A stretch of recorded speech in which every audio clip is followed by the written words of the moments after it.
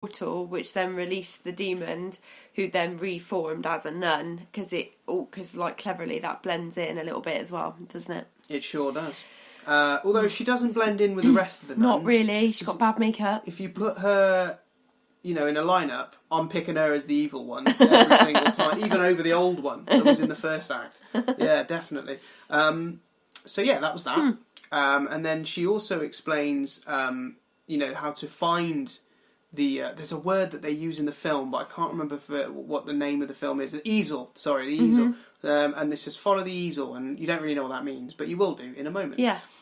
So that kind of happens, and then it's like, right, okay, you need to now stay here because the door's closed, and there's no way out. So you're staying with us tonight. Staying now. And you get the woman who was praying in the first place comes to talk to them, and you see her as she says, well, she has to stay with us because, well, there's no way of her getting out. You see the nun who's not her friend, a tear falls down her face as if to sort of be like, oh, well, she's dead.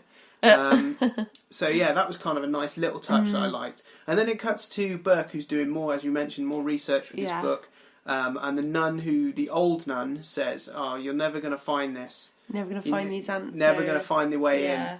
And he starts talking to the head sister and sort of saying, why not?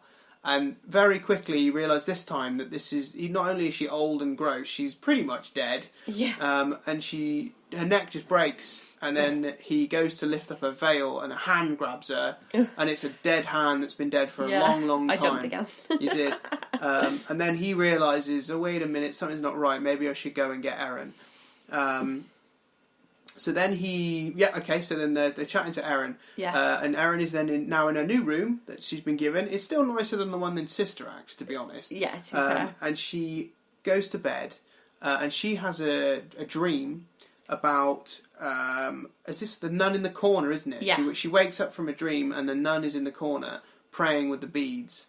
And that's pretty creepy. Yeah. And the nun then the breaking noises too. She does. She's breaking. Her neck's breaking, and the beads all break all over the floor. The nun just stands up after a while and just walks to the window and again hangs herself. So that's the second hanging of a nun that we've had in a really short distance. Yeah.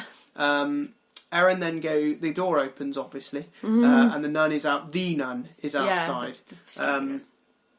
Ends up going down there, and then she comes to that same door that we saw earlier, and there's a lot of wind, and she breaks through the door, and the nun's trying to drag her in, and she drops the key which they found earlier in the movie, and the nun nearly gets it, but then she gets down, she grabs the key, the wind stops, and then she's saved by her friend that she met earlier, who drags her to the side and says, look, we need to pray, that's the only way we're going to get through this whole night.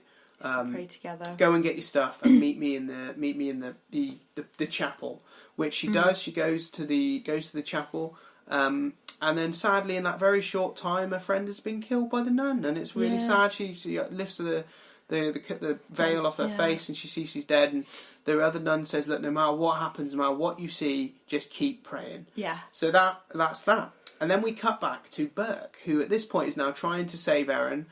He goes back to the pantry, remembering that he said that there is a way into the church through that. And then as Burke's trying to get through the door, he hears like a weird cracking noise. And he goes over to the side, and it's just frozen over, like a lake or something along those lines. Yeah. And he pulls back the ice, or he pulls the snow off the ice so you can see through it. And underneath is our good old mate, the woman who hung herself at the start of the film, really milking the role. With her head again. She bashes through the ice, and she's after him full. Zombified. Yep, she's pretty much going to get Burke. He's got no defence. He's got no way of stopping her. He's holding her off. She's just about to get him, and then good old Frenchie comes in. Chops her head off. Chops her head off with a spade, is it? Yeah. And he's also at this point got a gun, because we should mention just before this he'd gone back to his hometown and mentioned and talking to a friend of his, and he mentioned that he'd left them there, and the guy said, if you don't go and get them now, you're not going to go and get them. So he goes and gets the shotgun, and that was the point I was making earlier. After seeing a real zombie, firstly, I would go and get the police or something. I know this was the 50s, but still. Secondly, I wouldn't be just going, right, I can't go back until 2 days, because they said come back in 2 days. They didn't know there were zombies. Of course they would have said come back in 2 days. That's ridiculous. So Frenchie comes and saves them. Comes and saves Burke. He also has a shotgun. A nice line saying, next time, just use the gun. But yeah, so they then go upstairs, and we continue in the praying room in the chapel, where all the praying is going on, and nuns are getting thrown left, right, and centre, and breaking their back and all this kind of stuff. And I thought we were going to get some unnecessary nudity here, but thankfully we didn't, because Erin's top gets ripped, and it's like to the back of her shoulder, and then the pentagram, that is right, isn't it? Is drawn on her back. Obviously not drawn. He cuts it. It's cut into her back. Yeah. And there's only a couple of nuns left at this point, and they start hearing the voice of Frenchie and Burke, who then break their way into the room. She runs to them to let them in, and says, "Thank God, we've been praying for ages." And they look, and there's really good camera work here. We're facing the door, and it's the first time they do this, and it's not a jump scare, because you get that a lot. It then turns around, pans to the back, and there's nobody in the room apart from... And everything becomes old, and everything, you know what I mean? Like, it all looked quite new and all right, and all of a sudden it was obvious that she was seeing something by this point. And then all you can see is the friend that she made dead under the sheet still. That's the only one that's still there. Been there all a little while. And she thinks to herself, wait a minute, so she goes and sits and has another look, and it is decayed and old. And that's when they kind of twig... There's nobody alive here. That woman at the start killed herself because she's the only person left. And the nun could not take her soul because that's what she needs to come back and, you know, live on as a real person. Yeah. Then the body under the piece of thingy. Yep, she's back again. Another zombie. So she very Evil Dead. She then attacks them, and very cleverly they set her on fire. Set her on fire because he gets the cross out and gets them to bless it, and then when he's going like the power of Christ compels you and all this, it then lights her, it sets her alight. On fire. And then Frenchie just shoots her with a shotgun this time. Like, no joking. Right, you're just dead now because you're old and brittle, and blowing you up is the easiest thing to do. Easier. So they then know that they need to go and find the easel in order to find the weapon to put the nun down for good. And they do this, so they go back through the door where they've been to twice. This time the nun lets them in, which is strange. So I don't know why she would do that, but they follow the way down, and they end up finding a statue of Mary that's actually got a light pointing off its finger, and that then comes back to the Mary points the way quote that is said a couple of times by Erin, that she then puts the key in it. And there it is. There is the blood of Christ in a little domey thing. Like a glass. It's very dome. Catholic. It's like gold chain and glass, and it looks a little bit like the is it the frankincense that they swing? It looks a bit like that, but obviously it's just a glass dome, and then little glass cross in the middle, full of blood. Yeah, so they now have what they came for. Yeah, and now all they need to do is search for where the gateway is to see it back up again. Yeah, they need to find the portal now. So they're looking for it now. They're all going around and they split up. Again, this is the fifth time in the film where they keep just splitting up for no reason. They get split up.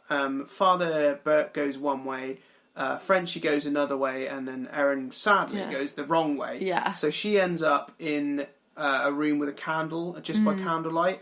And as you can see, a candle just lights itself, and then another, and then another, and then another. And you see, unfortunately for her, she stood in the middle of a pentagram. It's not good for her. So then a load of nuns with blood-soaked hoods walk through the door and sort of surround her. Yeah. And then you cut to Frenchie then hear a commotion, so goes into the room, and all of them are just stood dead still. And they all are looking like what she's wearing, isn't it, as well? They've all got the trainee nun stuff on. the white stuff on. Yeah. And we should mention as well, just before they went in to go and find it, she took her vows to become a full nun. Yeah, so she's a proper nun. So now her and Frenchie are definitely not getting on. No, it's not happening. Which is a shame. You know. But yeah, so then Frenchie walks in and they're all dead still, and he's got to find the right one. And then eventually they all kind of walk out of the room, and she is there floating sort of on her tiptoes almost and forward. He takes the hood off her, and she's got nun face. She's got proper nun face. Nun face. Sadly, a bit sad really. She's now attacking him at the same time. He's got the blood of Christ though, so he gets a little bit of it and he spreads it on her face. And then the nun shoots out of the back of her. That sounds dirty. And she then is free. She's no longer possessed by this. The nun then shoots though, and then she gets flown into a big pile of water, and Frenchie is then being throttled by the nun, and then is thrown to the ground, and he looks like he's dead. In the meantime, Burke once again is being haunted by the ghost of Daniel, who just won't leave him alone, really. He needs to get over it. And this time, when he spits the snake at him, it bites him in the eye. Yeah, that's rank, that bit. Oh, yeah, that's not a nice thing to do to anyone, really, is it? Not really. How does he get rid of Daniel? I can't remember what he actually does to get rid of him. He says sorry, doesn't he? He has to, didn't he apologise about it? Yeah, I can't remember. But yeah, either way, he gets away from Daniel. And then you get the basically the end sequence of the movie. It's all done in the water. The nun is attacking Erin under the water and choking her out to try and put her under there so she's going to die. Yeah. Very clever. You see that she's got the Jesus' blood thing. I don't know what the name of it is. In this egg, and she's trying to sort of get to it, but she can't. The nun then gets hold of it and is holding it up in front of her. And you think that's it, she's all dead, and Erin's now out of the water, and she looks like she's dead as hell. But very cleverly, she then spits the blood that she's then put. She's put 2,000-year-old blood in her mouth. I'm sure she's going to be fine after this. AIDS wasn't a thing back then, it's fine. Spits it all over the nun. It also then goes into the water, and it just so happens this is where the portal is. So because, like we've seen in many shark films, one drop of blood in the water makes it look massive. Makes a lot. The nun then is obviously pissed off because he's covered in blood. She starts melting, and then I'm melting. Very Wizard of Oz. The hole gets sealed, and then the nun is sucked back to hell. Yeah.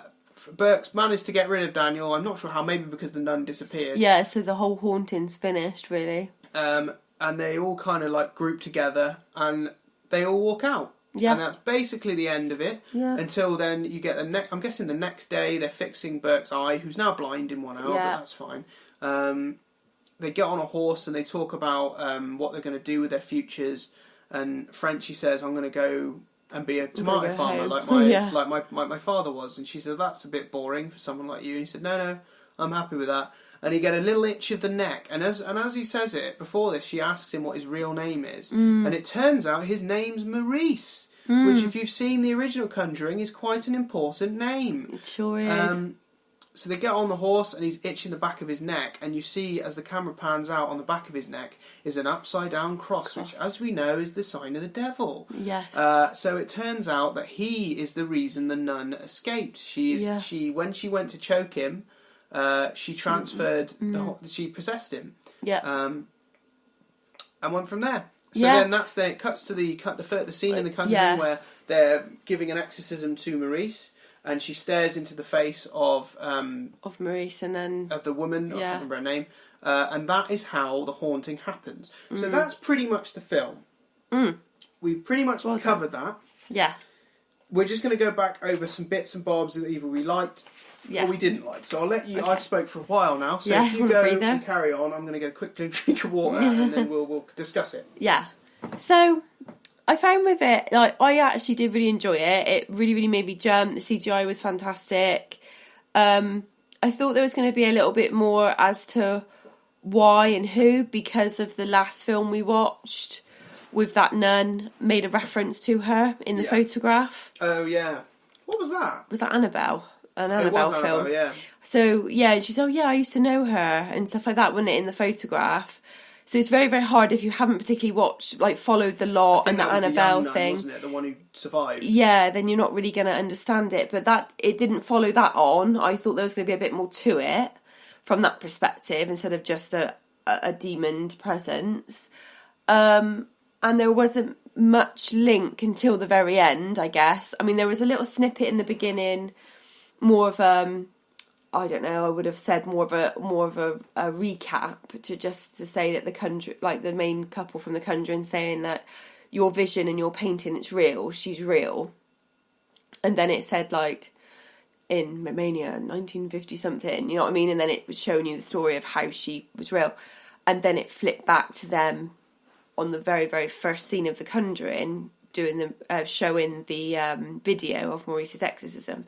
So, yeah, it's flips like that, but there just wasn't enough link for me. However, from a frightening perspective, brilliant. I jumped and it was scary. you know, it was very, very religious and it was a bit warped.